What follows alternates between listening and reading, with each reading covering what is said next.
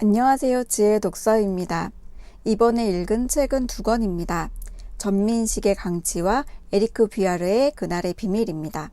두 권을 함께 소개하는 이유는 이 두 소설을 읽으면서 묘하게 비교와 대조가 어우러져 읽혔기 때문입니다.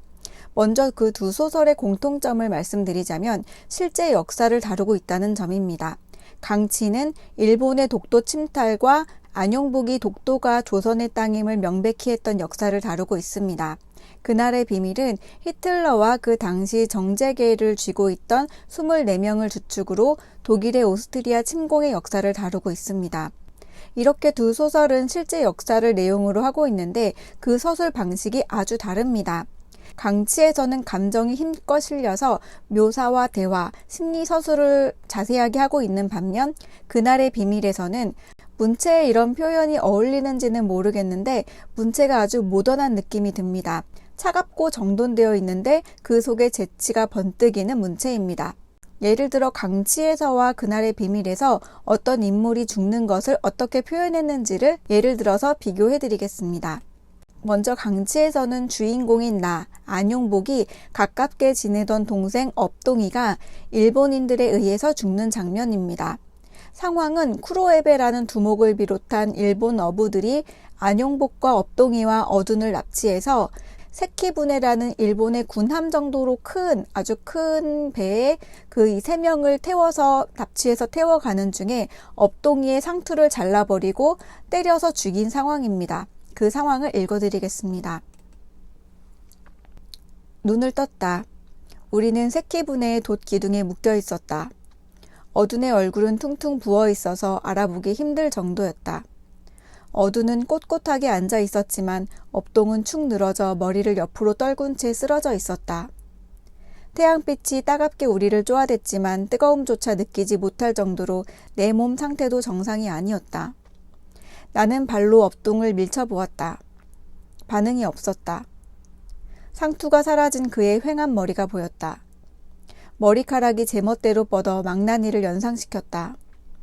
어둔을 어깨로 밀어보자 그의 얼굴이 내 쪽을 향했다. 눈자위가 퉁퉁 부어서 눈은 보이지 않았다. 행님, 우리 어찌 되는 건가요? 마누라랑 딸내미랑 영영 못 보고 죽게 생겨불었어라. 어둔의 입에서 겨우겨우 힘이른 말이 흘러나왔다. 정신 차려. 사람 목숨이라는 기 그렇게 쉬운 게 아니여. 그건 어둔보다도 나 자신을 위로하기 위한 말이었다. 바다와 싸우느라 거칠 대로 거칠어진 일본 어부들 속에 우리 셋만 놓여 있었다. 어둔의 염려대로 우리는 단순한 말 몇 마디에도 금방 물고기밥이 될 수 있는 상황이었다. 어찌 두렵지 않겠는가? 어찌 무섭지 않겠는가? 우리의 말소리를 듣고 죽창을 든 1인이 우리 쪽으로 다가왔다. 그는 죽창 끝으로 내 턱을 들어보더니 이번에는 어둔의 뺨을 좌우로 밀어보았다.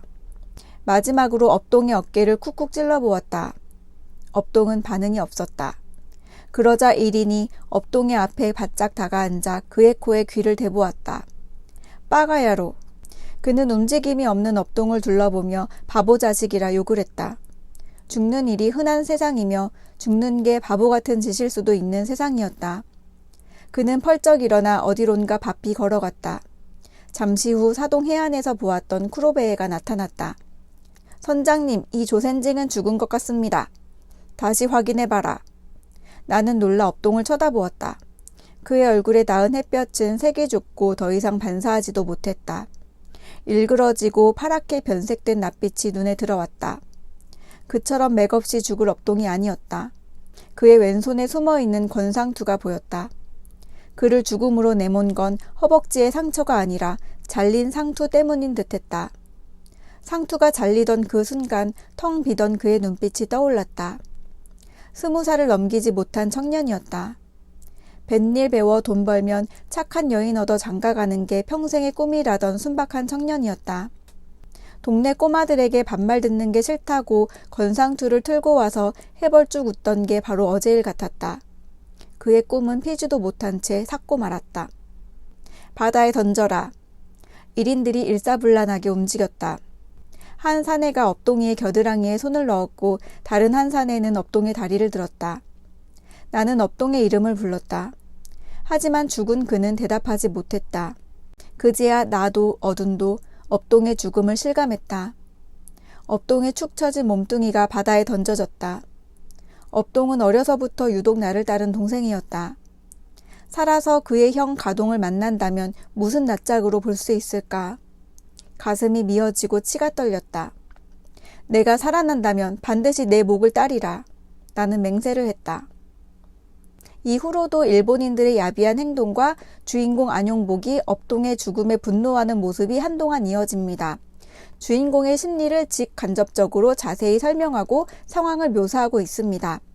이번에는 에리크 비아르의 그날의 비밀에 등장하는 죽음의 대목을 읽어드리겠습니다. 재봉틀로 사업을 일으킨 아담 오펠이라는 남자가 죽음을 맞았을 때의 상황에 대해서 서술한 그런 장면입니다. 재봉틀이 확실한 성공을 거두자 아담 오펠은 자전거 쪽으로 눈을 돌렸다. 그러던 어느 날 밤 살짝 열린 문틈 사이로 낯선 음성이 새어 들어왔다.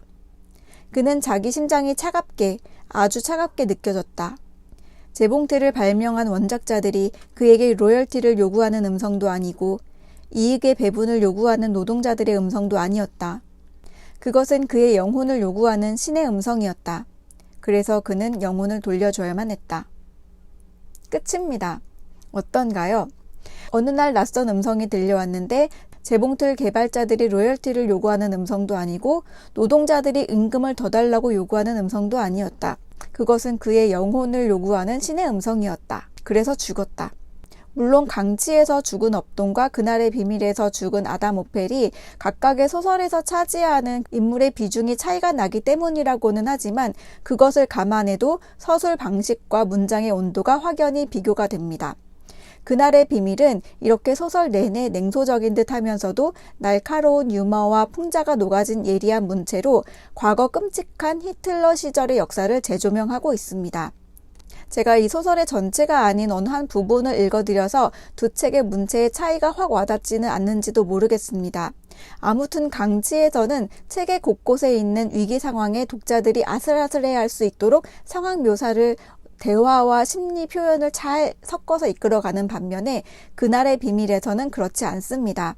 심지어 독일이 오스트리아를 침공하는 그 장면에서조차 다소 냉소적으로 침착하게 상황을 그려내고 있습니다. 클라이막스에서의 그 노골적인 침착함은 감정에 휩싸이지 않고 감정에 휩쓸리지 않고 냉정하게 역사를 직시하게 합니다. 둘 다 매력있지만 저는 그날의 비밀의 그 문장의 흐름에 아주 매료되었습니다. 이번 영상은 여기서 끊어야겠습니다. 지금 영상을 핸드폰으로 촬영하고 있는데 제 핸드폰 용량이 크지가 않아서 나머지 준비한 분량을 다 읽으면은 도중에 편집도 못하고 이게 잘려버릴 것 같아서 이번 영상은 여기서 마무리를 하고 나머지 뒷부분은 다음 영상으로 이어지도록 하겠습니다. 이번에 읽고 리뷰하고 있는 책은 전민식의 강치와 에리크 비아르의 그날의 비밀입니다. 영상의 서두에서도 말씀드렸다시피 둘은 역사를 다루고 있는 책인데 그 서술 방식에서 굉장한 차이를 나타내고 있습니다. 그리고 사실 서술 방식을 떠나서 그 다른 것들도 비교와 대조할 점들이 아주 많은데 그것은 나머지 이어지는 영상에서 차차 또 이어서 설명을 해드리도록 하겠습니다.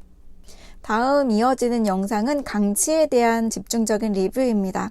그리고 세 번째 영상까지 이어질 것 같은데 두 번째 영상이 강치고 세 번째 영상이 에리크 비아르의 그날의 비밀이 되겠습니다. 마지막 세 번째 영상에서 전체를 총평하고 마무리 짓도록 하겠습니다. 나머지 두 영상도 재밌게 봐주세요. 지혜독서였습니다.